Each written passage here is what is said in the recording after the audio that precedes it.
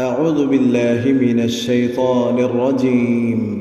بسم الله الرحمن الرحيم. يا أيها المزمل قم الليل إلا قليلا نصفه أو انقص منه قليلا أو زد عليه ورتل القرآن ترتيلا إنا سنلقي عليك قولا ثقيلا إن ناشئة الليل هي أشد وطئا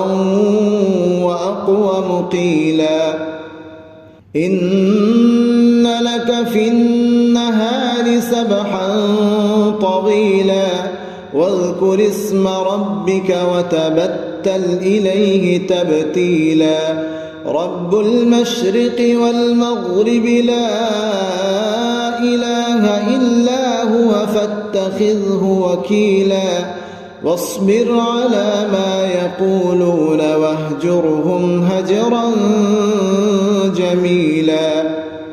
وذرني والمكذبين أولي النعمة ومهلهم قليلا إن لدينا أنكالا وجحيما وطعاما ذا غصة وعذابا أليما يوم ترجف الأرض والجبال وكانت الجبال كثيبا مهيلا إنا أرسلنا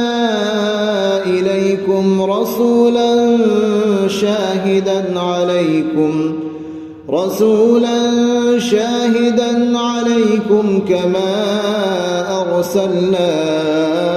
إلى فرعون رسولا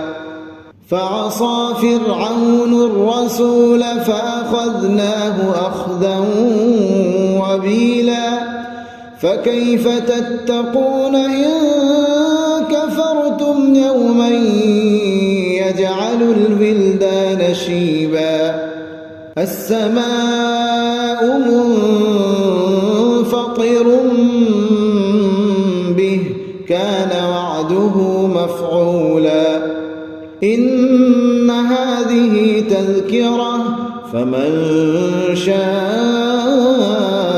اتخذ إلى ربه سبيلا إن ربك يعلم أنك تقوم أدنى من ثلثي الليل ونصفه وثلثه وطائفة من الذين معك